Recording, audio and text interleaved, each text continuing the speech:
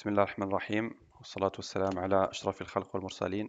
On va commencer aujourd'hui la deuxième science sur la programmation dynamique et on va voir le problème du rendu de monnaie. Ce même problème, on l'a déjà vu en programmation avec les algorithmes gloutons. Voilà. Mais on va faire un rappel et on va revoir le même problème, mais cette fois-ci avec la programmation dynamique.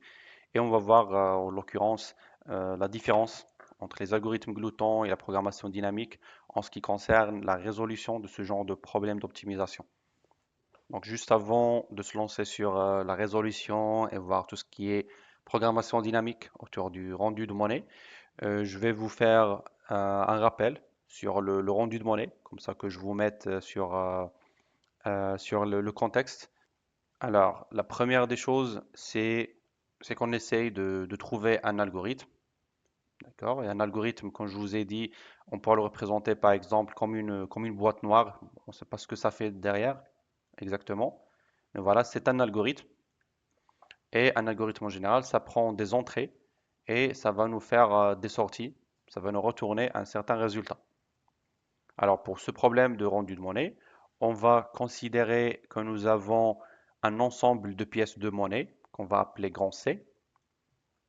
D'accord? Donc, avec les pièces, on va les numéroter de 1 jusqu'à petit n, par exemple. On va les nommer petit C1, petit C2, voilà, exactement, jusqu'à Cn. Voilà. Donc, ça représente l'ensemble des pièces de monnaie qu'on pourrait utiliser pour rendre la monnaie. Et nous avons une somme qu'on appelle S, c'est la somme à rendre. Donc voilà, donc c'est une somme qu'il faut rendre en utilisant les pièces de l'ensemble grand C. Mais là, la question, c'est qu'il faut rendre la somme C en utilisant le minimum de pièces parmi les pièces de l'ensemble C. Et je note aussi que nous avons une infinité pour chaque pièce. Voilà, pour tout i, on va dire, on a une infinité. C'est-à-dire, on n'a pas de limite en ce qui concerne le nombre de pièces, aucune contrainte. Dans d'autres variantes du même problème, on pourra même imposer une certaine contrainte sur la quantité des pièces. On pourra vous dire par exemple que la pièce C1, on en a 4 exemplaires. La C2, on a 2 exemplaires. On ne pourra pas par exemple utiliser 3 fois C2 parce on a que 2 exemplaires. Voilà, donc on pourra avoir ce genre de variante. Ça marche. Mais dans le cas qu'on va traiter, on va rester dans un cas relativement plus simple. C'est le cas où on a une infinité de pièces. Voilà, on va dire d'exemplaires peut-être. Voilà. Et sinon, la contrainte, c'est que on va construire un certain ensemble qu'on va appeler solution ou bien S solution. D'accord? Ça va être constitué des pièces qu'on va choisir. Alors, c'est les CJ. Voilà, avec J, c'est les indices choisis.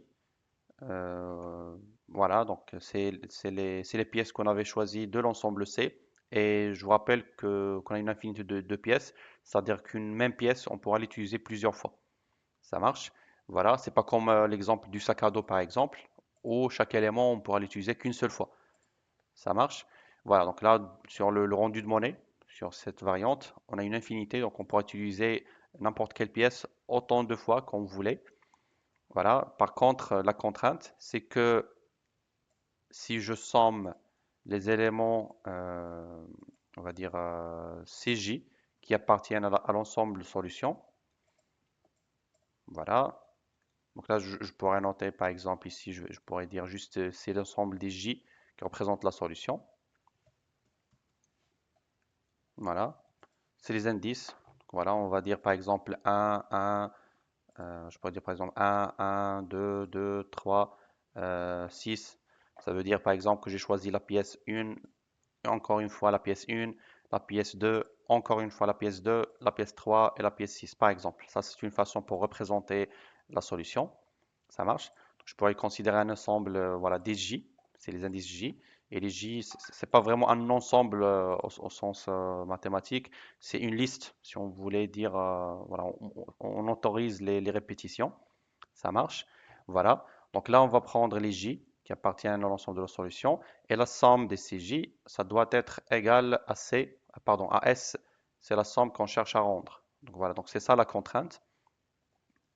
Sinon, on n'a vraiment pas d'autres contraintes, en l'occurrence sur le nombre d'exemplaires, etc. Sauf qu'on cherche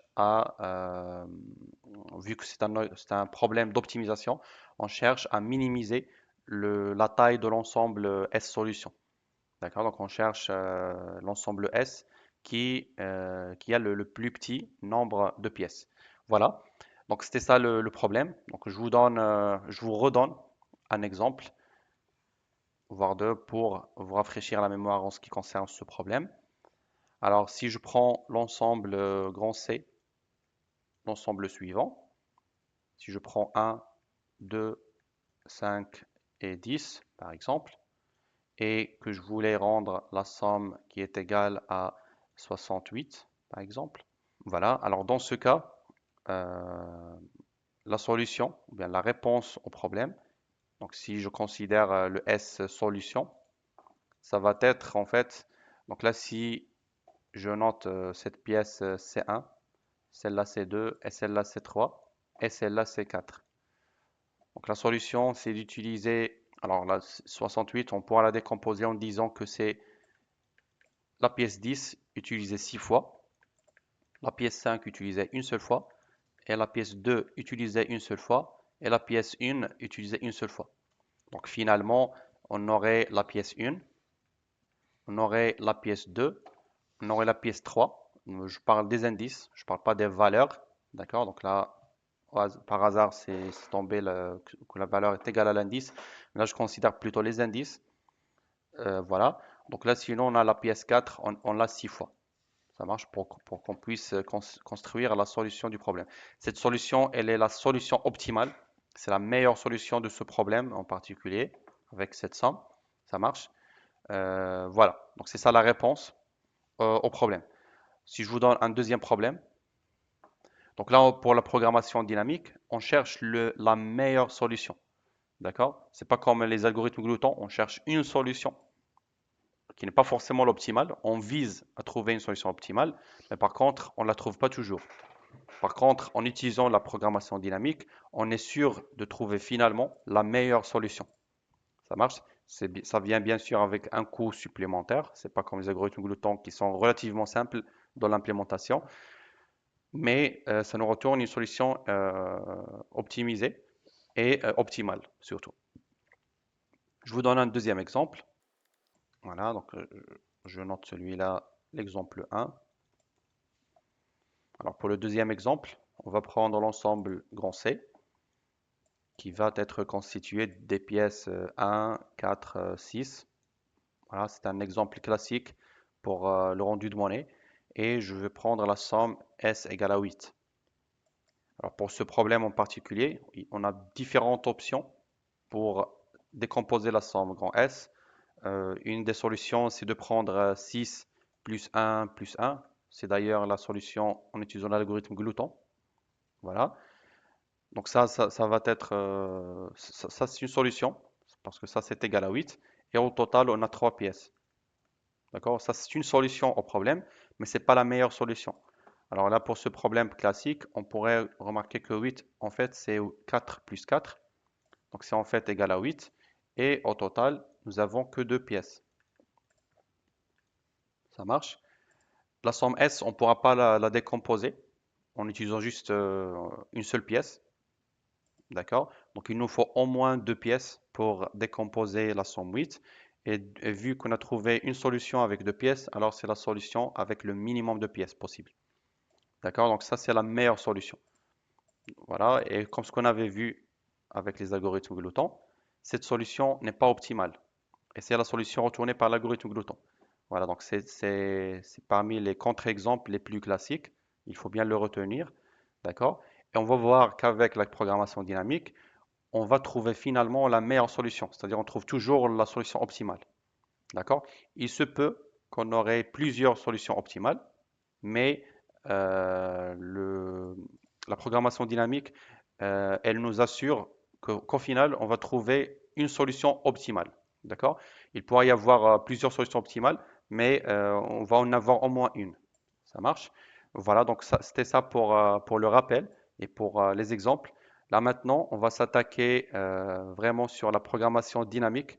On va voir comment on pourra résoudre ce problème. La société Unschool, c'est une société, on va dire, qui est spécialisée principalement dans le système des classes préparatoires. On fait autre chose dans le domaine de l'éducation, mais notre mission principale, c'est les classes préparatoires scientifiques et aussi économiques, c'est-à-dire les filières, bien sûr, MP, PSI, TSI, SUP/SP et aussi pour les filières ECS, ECT. Principalement, on propose des services, ça tourne autour des cours de soutien dans différentes matières et aussi on propose des encadrements pour des projets comme le TPE par exemple. On a à peu près 6 ans d'expérience.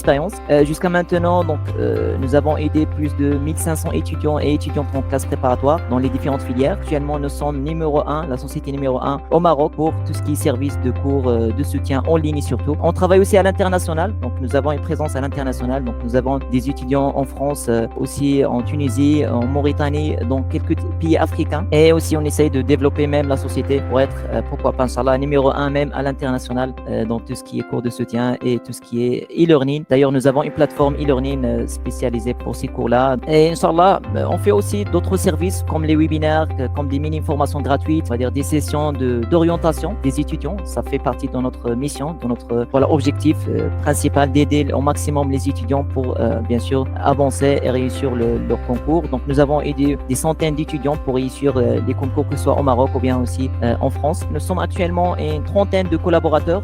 Ça englobe des ingénieurs, des spécialistes dans différents domaines et aussi ça englobe aussi des profs agrégés dans différentes matières, que ce soit pour les prépas scientifiques et aussi pour les prépas économiques ECS, ECT.